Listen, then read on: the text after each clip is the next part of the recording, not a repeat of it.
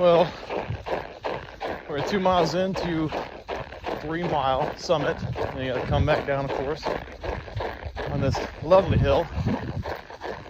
It is normally bad enough as it is, but the large amount of snow that's been coming down has made it dramatically worse. So, along with going up pretty notable incline, you got quite a bit of snow and ice on the ground. That is making things way more taxing than they should be. But that is okay. The race I'm running is, well, mostly flat. You know, there's some small hills here and there, but nothing dramatic or drawn out or steep. Nothing really worth noting. So, theoretically, if I do drills and practice running up this suffer factor here, should get me pretty good at traversing that terrain of the race. Already got 11.5 miles in last Saturday. Saturday before that, I'd got 10. And generally I'm averaging around 20-25 miles a week, which isn't too impressive. But once I had done the last ultra in June of last year, I stopped running pretty much entirely. I'd run like 3-5 miles a month. So, you know, not very good, to say the least. So, I went from doing that for like a year to knocking out 25 miles a week, which I know it's not impressive, like I said, but it's a beefy improvement. And I've made that improvement over the course of a month and a half. So, pretty okay. I do really hate doing hills. And I hate running in the snow. And I hate single-digit temperatures. And I hate negative temperatures. So you can imagine Alaska isn't exactly the place for me, but that's okay. Gotta make do. Well, we're almost at the bottom of this final summit, so I'm gonna try to get this nonsense out of the way.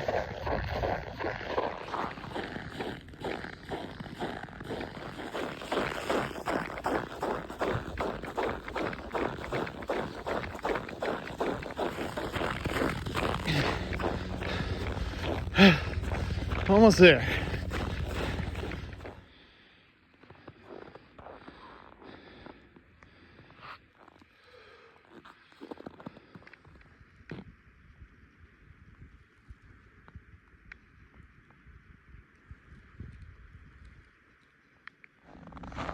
Well, that's done. 3.8 miles in 38 minutes.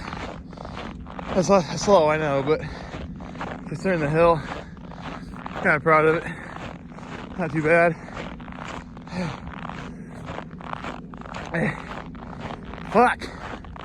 Man, I hate this shit. But it's pretty views though. Looks nice. Very appealing. I don't know if it's so appealing that I'd want to stay here at this base, but it's pretty, you know, pretty enough.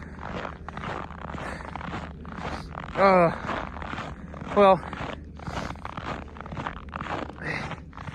so I did calculations before for the 24-hour run. I'd need to maintain just a little bit less than a 15-minute per mile pace. I think it's like a 14:45 or something like that.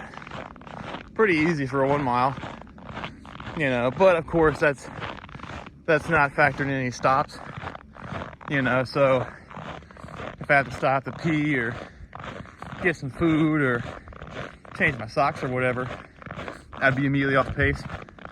That's really just meant to show just non-stop movement, which that's just not possible. For me anyway, I'm sure somebody can do it, but I'll have to pee at some point in 24 hours. I'll have to stop at least once or twice to cry for a few minutes, you know. Then just say it's a salt in my eyes from the sweat. I swear, it's just so warm out. But yeah, so with this, I was maintaining about a 12-minute pace, which that's not bad. That's still faster than I would need to go on flat terrain, so I'm pretty okay with that. Not bad at all, I'd say. Now, whew, almost just slipped into oblivion there. This ice and snow is rough, put it lightly. But I'm gonna try to get out of this. Fuck. Alright, let's go. But yeah, so if I can just maintain that pace, slower even, the whole time we'll be in business. But you know, problem is it's 24 hours. You know, you gotta factor in how much do I need to eat, when do I need to eat, what do I need to eat, how much water, salt, all that kind of good stuff. You know, a lot of math and science, and you know, that's a lot to deal with. So we'll see. They do have an aid station there, but so it's at the start / end of a 10-kilometer loop. I mean, you know, that'll be fine for the first couple laps, but after a while, you need to start carrying your own stuff on you, because you quickly go from taking 40 minutes to get across the line to taking 2 hours, you know? So start having to carry your own stuff at a certain point there. Major problem I encountered the last time I tried it, aside from catastrophic diarrhea that ruined me, was how wet the course was. Can you imagine all this snow here? You know, that's water. So when the snow melts, what do you think happens? It just goes on the ground. It's water.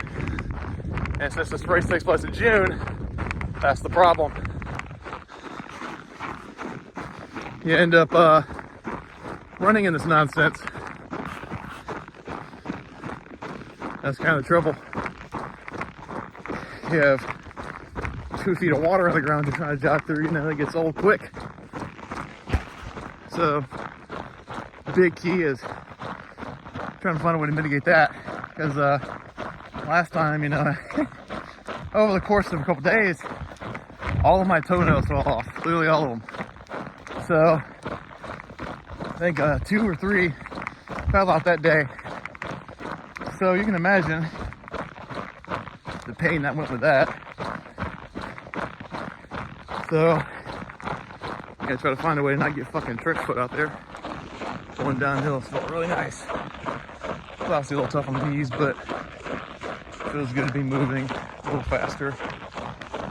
There were a couple times going for slight inclines on the way back. I kind of wanted to walk. You know, you get that urge, you're like, man, fuck this. You know, I'm gonna walk back. You know, I'll just walk up this hill, you know, whatever shitty excuse. And I had to think about it. You know, I'm actually working hard, like, cardiovascular wise? No. Are my legs actually tired? No. Why would I walk? Just because I don't want to run. You know, that's not a good excuse. You gotta realize when you're just wanting to make the wrong decision, that doesn't have a good reason. It's kind of like when you're talking to a girl, you know, you gotta have that moment where you think, is this actually the girl for me? Is this a good decision? Or am I just tired of using my hand? You know, and you gotta, just like with running, you know, a long endurance event, you gotta answer that question before your dick's out. And there's no going back anymore. And that's not fun. Trust me. After completing that run, I went on to initiate recovery, go ahead and get a haircut, and 2 days later, I covered a 15-mile run and then a 4.5-mile run the next day for recovery's sake. At this point, I'm just noting down the mileage that I've been accruing over the past week or so and taking notes. I've been improving my recovery and getting better at it as time has gone on, and I would say my conditioning has improved considerably. Now, one struggle I'm having is right now I do seem to be getting sick, and along with that, having a staff duty shift, the 24-hour shift, once a week is proving to be quite a performance limiter and causing a very severe hindrances to recovery and definitely not mitigating illness. It's also eliminating 2 effective training days, as I can't really work out on the day I'm doing the shift, and I generally don't feel like working out after being awake for 24 hours. So it's quite problematic all around, but it's something I'm working through. I have around 11 weeks to be ready for the race at this point. And right now the goal is to continue building mileage, continue getting my body used to having a lot of workload put on it, continue dialing in nutrition, hopefully get over this sickness before it gets too radical, and hopefully address any concerns that might pop up in advance. And I think we'll be good to go. I have to get 101 miles if I want to win.